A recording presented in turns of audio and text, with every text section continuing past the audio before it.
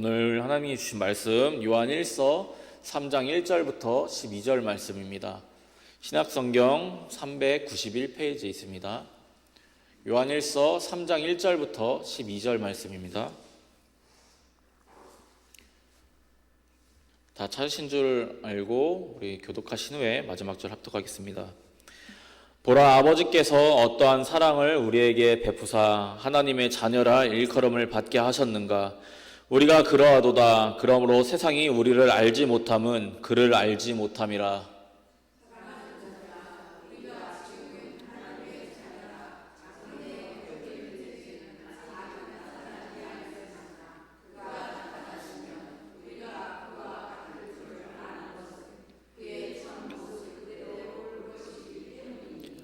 주를 향하여 이 소망을 가진 자마다 그의 깨끗하심과 같이 자기를 깨끗하게 하느니라.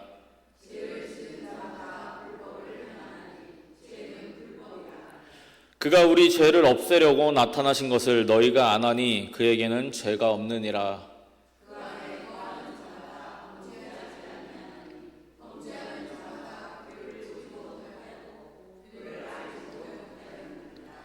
자녀들아, 아무도 너희를 미혹하지 못하게 하라. 의를 행하는 자는 그의 의로우심과 같이 의롭고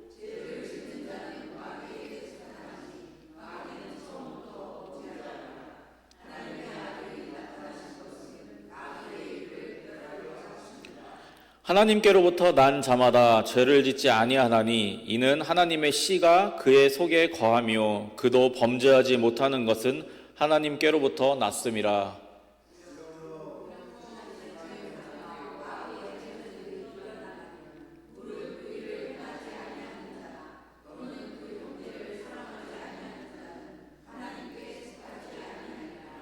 우리는 서로 사랑할지니 이는 너희가 처음부터 들은 소식이라. 함께 읽겠습니다. 가인같이 하지 말라. 그는 악한 자에게 속하여 그 아우를 죽였으니 어떤 이유로 죽였느냐. 자기의 행위는 악하고 그의 아우의 행위는 의로움이라. 아멘. 기도하겠습니다. 하나님 아버지, 우리가 요한 1서를 통하여 우리 주님께서 주시는 말씀 나누고자 합니다. 주님께서 이 말씀을 통하여 주시고자 하는 메시지가, 또 하나님께서 새겨놓으신 메시지가 너무나도 많고 또 깊은 줄 압니다. 지금 우리가 그 중에 일부를 떼어 말씀을 통하여 나눌 때에 하나님께서 주신 지혜가 또 우리 안에 있게 하여 주셔서 우리가 그 말씀을 통하여 깨달음 있게 하시고 또 나의 모습을 돌아보게 하시고 하나님 앞에 바로 서는 귀한 우리 모두가 될 수 있도록 지금 인도하여 주시옵소서. 감사드리며 살아계신 우리 주 예수 그리스도의 이름으로 기도드리옵나이다. 아멘. 오늘 말씀 요한 1서 3장 1절부터 12절 말씀 가지고 우리가 죄 지을 수 없는 자가 되라라는 제목으로 말씀을 나누고자 합니다. 우리가 말씀을 통해서 늘 이제 교회에서 이제 목사님을 통해 이제 듣는 이야기들 중에 하나가 있는데, 그게 뭐냐면 그리스도인이라면 예수 그리스도의 향기를 드러낸 삶을 살아라라는 말씀입니다.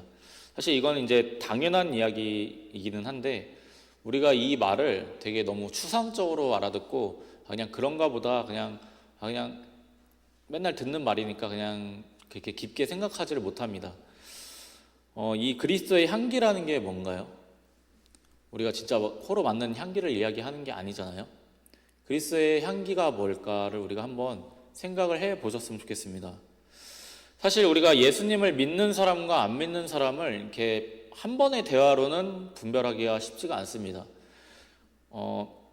단순히 이제 예수님을 믿는다고 해서 착하다 안 착하다의 문제가 아니라 그 사람의 단어의 선택이나 아니면 말이나 행동에도 이제 모든 우리가 다 봐야 이 사람이 하나님을 믿는 사람인가, 예수님 믿는 사람인가 라고 우리가 얼추 짐작할 수 있을 뿐이지, 그 사람이 나 예수님 믿습니다라고 이야기할 전까지는 사실 알아보기가 힘듭니다.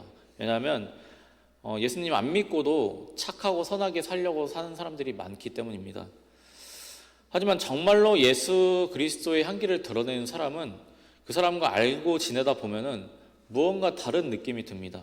세상 사람들과는 다른 분위기, 또 다른 말들, 다른 어떤 모습들을 통해서 이 사람은 좀 뭔가 다른데라는 느낌을 받게 됩니다. 우리는 그거를 조금 추상적으로 이제 그리스도인의 향기라고 이야기를 합니다.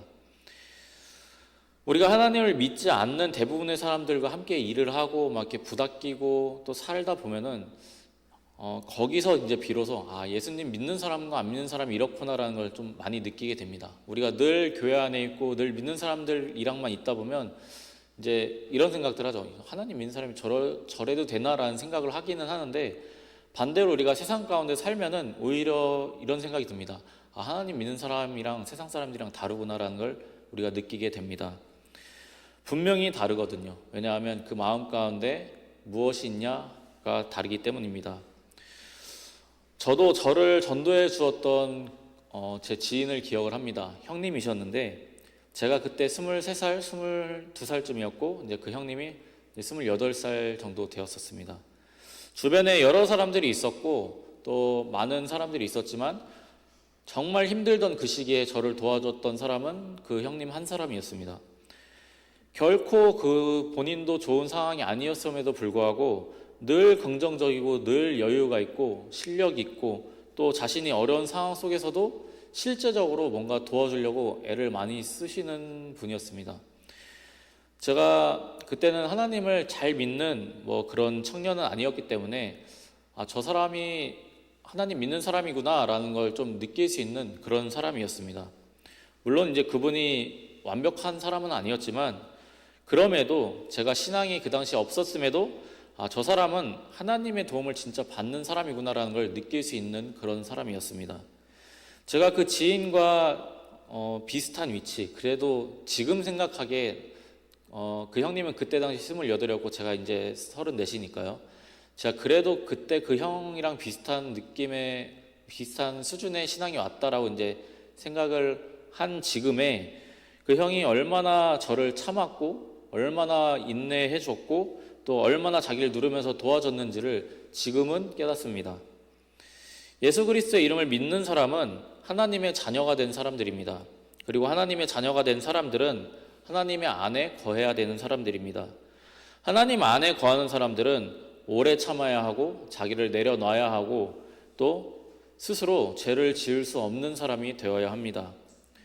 우리가 이 부분에 대해서 생각해야 할 점은 사람인데 어떻게 죄를 지을 수 없는 사람이 되냐라는 점입니다. 좀 두루뭉실할 텐데 이것에 대해서 오늘 말씀을 통해 우리가 좀 나누어 보고자 합니다. 오늘 말씀은 죄를 지을 수 없는 자가 되라 이 한 가지만 갖고 이야기하진 않습니다. 하나님의 자녀라면 이렇게 돼야 된다, 이렇게 해야 된다라는 좀 이렇게 전체적인 이야기를 나누는데 오늘 저는 하나님의 자녀라면 죄를 지을 수 없는 자가 되어야 한다라는 어떤 주제를 가지고 한번 말씀을 나누어 보고자 합니다. 먼저 요한 1서의 앞 내용을 우리가 다시 한번 좀 살펴보겠습니다. 좀 제가 한 달에 한 번씩 하다 보니까 아마 까먹으셨을 거라 생각이 되는데 요한 1서 3장 앞의 내용을 보면 이제 요한의 편지를 받는 교회 성도들이 어떤 상황을 겪고 있는지에 대해서 이제 말씀을 하고 있습니다. 요한은 분명히 선을 정리하고 이제 그들을 이제 위로하는 내용으로 요한일서 1장과 2장을 나누고 있는데 그 내용의 상황은 이렇습니다. 영지주의 이단이라고 하는 이단이 이제 교회에 침투를 해서 그 성도들을 흔들고 미혹한 상황 가운데 그 일부 성도들이 영지주의에 빠진 성도들이 이제 교회를 이탈하는 그런 상황에 놓여 있는 상황이었습니다. 그리고 이제 그들을 향해서 요한이 위로하고 너희가 잘했다. 저들은 그럴 수밖에 없는 사람들이다라고 너희의 믿음을 지켜라라는 어떤 그런 말씀을 전하고 있는 상황이었습니다. 이 영지주의 이단들은 자기들만이 특별한 지식을 가져야지 자기들이 아는 이러한 특별한 지식을 가져야지만이 구원에 이를 수 있다라고 주장한 자들이었습니다. 결과적으로 이들은 교회에 깊숙이 파고들었고 일부 성도들을 데리고 설득해서 교회를 이탈하는 수준에까지 이르렀습니다. 다행히도 대부분의 성도들은 이 영지주의 이단에 흔들리지 않았고 가진 복음을 잘 이겨냈습니다. 문제는 이 싸움에서 이겼다고 해서 성도들에게 기쁨이 있었던 것은 아니다라는 점입니다. 우리들도 기존의 성도들 또 함께 신앙생활을 해온 사람들이 좋은 이유로 교회를 떠난다고 해도 우리가 솔직히 쉽지가 않잖아요, 마음이. 근데 이들은 싸워서 또 이단 때문에 일부 성도들이 나간 것입니다. 지금과는 다르게 이 초대교회 성도들은 훨씬 성도들 간에 더 끈끈했다라고 우리가 알 수가 있습니다. 그들은 매일 모여서 예배드렸고 매일 음식을 나눴던 그런 신앙생활을 했기 때문에 사실 우리는 좀 현실적인 생활을 하다 보니까 그렇게까지는 하지는 못하잖아요. 그런 면에서 볼 때 이 초대교회 성도들은 훨씬 더 끈끈한 신앙을 가지고 함께 신앙생활을 했을 텐데 그 중에 일부가 이탈한다, 또 이단으로 인해서 이탈한다는 것은 성도들에게 너무나도 큰 아픔이었고 고통이었을 것입니다. 요한은 이것을 너무나도 잘 이해했기 때문에 그들이 넘어지지 않기를 바라면서 이겨내기를 권면하고 있습니다. 그들이 우리에게서 나간 것은 우리에게 속하지 않았기 때문이고 그들이 나감을 통해서 그들이 우리에게 속하지 않았다는 것을 드러내기 위함이다라고 위로를 합니다. 예수 그리스도를 믿는 너희 안에는 성령께서 모든 것을 가르치시기 때문에 어떠한 다른 가르침도 필요 없다라고 요한은 그들을 위로하고 또 권면하고 있습니다. 교회를 이탈한 자들, 영지주의 이단에 속한 사람들은 교회를 향해서, 성도들을 향해서 너희는 구원받은 줄을 스스로 알지 못한다, 니네가 알고 있는 건 잘못되었다, 니네가 잘못 알고 있다라고 그렇게 외치고 또 떠들었을 것입니다. 하지만 요한은 이에 대해서도 성도들이 흔들리지 않기를 바라면서 단언하고 있는 것입니다. 그리고 이어서 말씀하시는 말씀이 이제 오늘 3장의 말씀입니다. 3장의 말씀을 통해서 너희 예수 그리스도를 믿음으로 하나님의 자녀가 된 너희들은 어떠한 삶을 살아야 되고 하나님의 자녀가 된 자들은 어때야 한다라는 것을 오늘 말씀을 통해서 이야기를 하고 있습니다. 무엇을 위해서 어떻게 해야 되는지 구체적으로 설명하고 있습니다. 요한은 먼저 현실적인 것을 이야기합니다.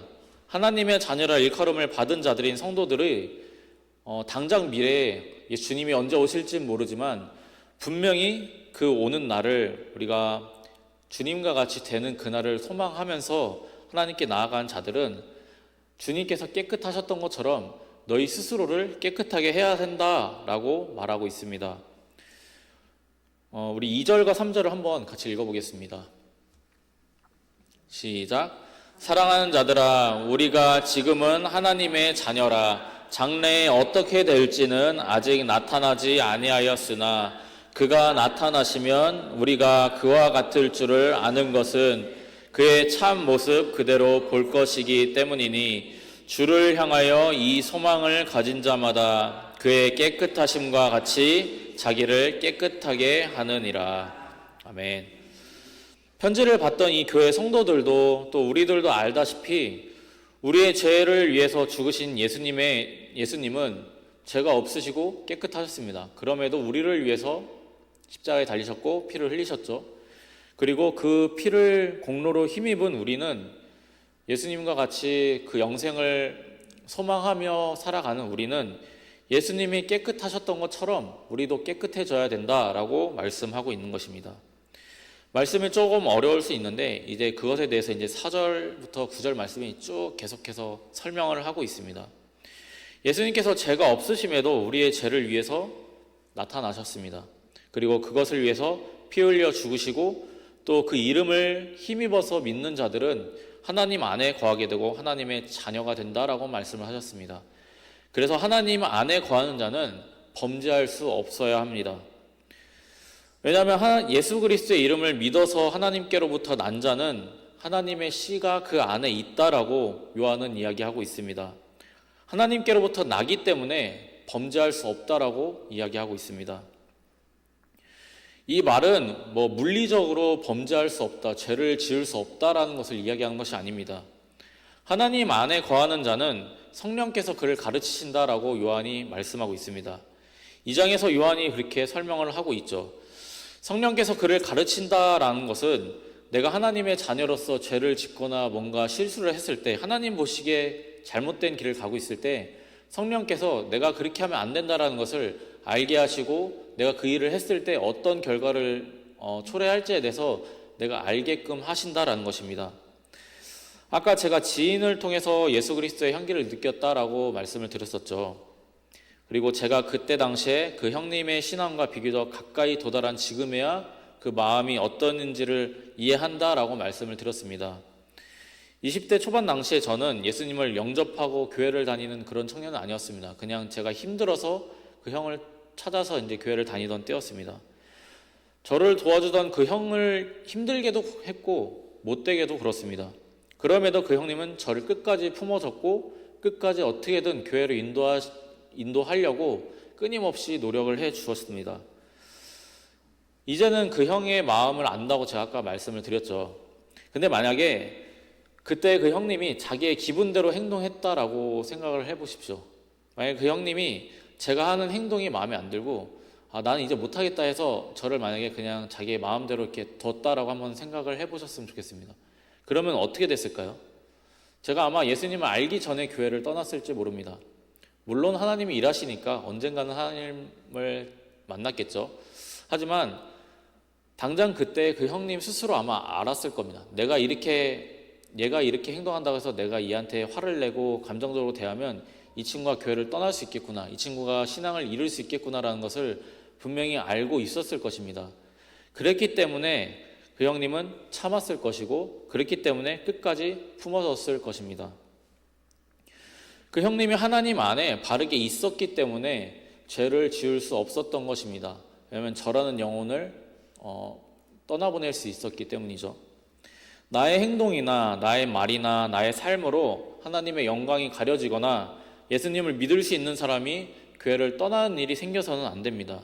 만약에 우리가 그거를 안다면 내가 내 말 때문에 저 사람이 교회를 떠나게 될 것이다 라는 것을 우리가 느낌적으로 안다면 우리가 그 사람을 그렇게 대할 수가 있나요? 결코 그렇게 대할 수가 없습니다. 만약에 우리가 그렇게 알고도 대한다면 그거는 내가 하나님 안에 거하지 않기 때문입니다. 나의 죄로 인해서 누군가가 하나님을 알 기회를 빼앗는다면 그거는 살인과도 같습니다. 왜냐하면 그 영혼을 죽인 것과도 같으니까요. 한 사람의 변화가 얼마나 힘든지는 여러분께서 모두 잘 아실 것이라 생각이 됩니다. 그것을 알고도 우리가 죄를 지을 수 있을까요? 그 사람 앞에서? 나 때문에 저 영혼이 돌아오지 못하게 될 수도 있다는 것을 알고도 내가 죄를 지을 수 있을까요?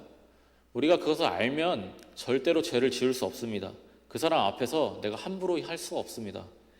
예수 그리스도의 이름을 믿고 하나님의 안에 거하는 사람은 이래야 합니다. 우리가 10절과 11절도 한번 같이 읽어보겠습니다.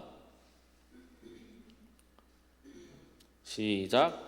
이러므로 하나님의 자녀들과 마귀의 자녀들이 드러나나니 무릇 의를 행하지 아니하는 자나 또는 그 형제를 사랑하지 아니하는 자는 하나님께 속하지 아니하니라. 우리는 서로 사랑할지니 이는 너희가 처음부터 들은 소식이라. 아멘. 제가 단정할 수는 없지만 적어도 이 예배에 나오신 우리 성도님들은, 이 예배를 듣고 계신 성도님들은 적어도 예수 그리스도를 구주로 영접하신 분들이라 믿습니다. 그렇다면 저와 여러분은 단순히 내가 예수님 믿어서 구원받았네 라는 것을 넘어서야 합니다. 그 다음으로 나아가야 합니다. 하나님 안에 거하는 자들로서, 우리가 하나님께로부터 난 자들로서, 하나님께 속한 자들로서 합당한 모습을 드러내야 합니다. 우리는 죄를 지을 수 없는 자들이 되어야 합니다. 나의 말 한마디나 누군가를 향한 나의 마음이나 나의 감정이나 행동들이 어떤 결과를 불러온지를 성령께서 우리 안에 분명히 계셔서 가르치십니다. 알게 하십니다. 내가 하나님께 올바르게 속해 있다면, 내가 주님을 향한 소망을 올바르게 가지고 있다면 내가 짓는 죄로 인해 벌어질 일들을 우리는 쉽게 상상할 수 있고 쉽게 알 수 있습니다. 왜냐하면 성령께서 우리를 가르치시니까요. 내가 저지르는 죄로 인해서 벌어질 일을 안다면 우리가 죄를 지을 수 없습니다. 물론 그럼에도 우리가 사람인지라 실수할 수는 있습니다. 하지만 실수하고 넘어지더라도 우리가 이때 기억해야 하는 것은 단순히 실수했기 때문에 우리가 끝났다 그것이 아니라 하나님께서는 분명히 죄를 미워하시지만 사랑도 많으신 분이기에 우리가 회개할 때 반드시 용서해 주신다라는 것입니다. 우리가 죄를 짓게 되면, 죄를 지으면 안 되는 사람이 되었다라고 하면서도 죄를 짓게 된다면 우리가 회개하면 됩니다. 그리고 회개하고 내가 한 실수에 대해서 내가 실수를 만회하려고 애쓰면 됩니다. 앞서 결과를 안다면 우리가 죄를 지을 수 없다라고 말씀을 드렸습니다. 그러면 한 반대로 볼게요. 내가 넘어져서 죄를 지었습니다. 근데 죄를 짓고 하나님 앞에 내가 실수했습니다라고 회개하는 사람이, 그 죄의 결과를 아는 사람이 다시 한번 죄를 지으려고 할 수 있을까요? 아마 더 쉽게 짓지 못합니다. 왜냐하면 결과를 알잖아요. 내가 실제로 저질러 봤기 때문에 실제적인 결과를 압니다. 그러면 더더욱 우리가 죄를 짓는 것이 두려워지고 힘들어집니다. 하나님 안에 거한 사람은 죄를 지을 수 없게 되는 게 정상입니다. 우리의 죄의 결과는 나 자신에게 국한되지 않습니다. 우리 아까 나눈 것처럼 죄는 전염되기 때문입니다. 나의 죄로 인해서 다른 영혼이 넘어지거나 하나님으로부터 멀어지는 결과가 생길 수 있기 때문입니다. 우리가 그것을 알고도 죄를 지을 수 있을까요? 우리가 그걸 알면 무서워서 죄 짓기 힘듭니다. 우리는 모두 무조건적인 하나님의 사랑과 예수 그리스도의 사랑을 입었습니다. 우리가 예수님의 사랑을 입었기 때문에 여기까지 온 것입니다. 내가 입은 그 사랑을 우리가 전하지는 못할 망정 나 때문에, 내 죄 때문에 누군가가 넘어지는 일이 일어나서는 안 됩니다. 만약에 우리가 나의 죄로, 내가 지은 죄로 누군가가 넘어지거나 또 누군가가 하나님을 떠나는 일이 있다면 하나님이 그걸 그냥 두실까요? 물론 하나님이 용서하시겠죠, 우리가 회개한다면. 하지만 우리가 저지른 죄 때문에 분명히 누군가는 고통을 받고 또 멀리 돌아가야 한다는 것을 우리가 명심하고 있어야 합니다. 죄를 범하는 것을 두려워하지 않는 자는, 범죄하는 자는 하나님께 속하지 않은 자입니다. 우리가 이것을 명심한다면 내가 나 때문에 저 영혼이 떠난 것을 우리가 알고도 행동하는 사람은 그 사람은 하나님한테 속해 있다라고 우리가 말할 수 없지 않겠습니까? 하나님께서는 의로우시고 또 예수님께서 사랑을 실천하신 것처럼 하나님의 자녀된 우리도 의를 행하고 사랑을 실천해야 합니다. 내가 누구에게 속했는지를 우리가 분명히 명심하고 또 아시기를 바랍니다. 하나님께 속한 사람은 하나님의 사랑을 알지만 반대로 하나님의 심판 또한 명확하게 알고 있습니다. 하나님의 심판을 아는 사람은 다른 영혼을 함부로 대할 수 없어야 합니다. 다른 영혼을 위해서라도 우리가 죄를 지을 수 없어야 합니다. 우리가 소망해야 하는 것은 하나님을 기쁘게 하는 것입니다. 하나님을 즐겁게 해드리는 것입니다. 그것은 한 영혼을 하나님께로 돌아오게 하는 일입니다. 우리가 그것을 위해서 지난주에 새생명 축제를 열었잖아요. 우리가 그 새생명 축제 한 번으로 끝나는 것이 아니라 앞으로도 내 삶 속에서, 내 생활 속에서, 내 말 속에서 또 내 감정을 통해서도 하나님의 뜻을 드러내야 하고 하나님의 선하심을 드러내야 합니다.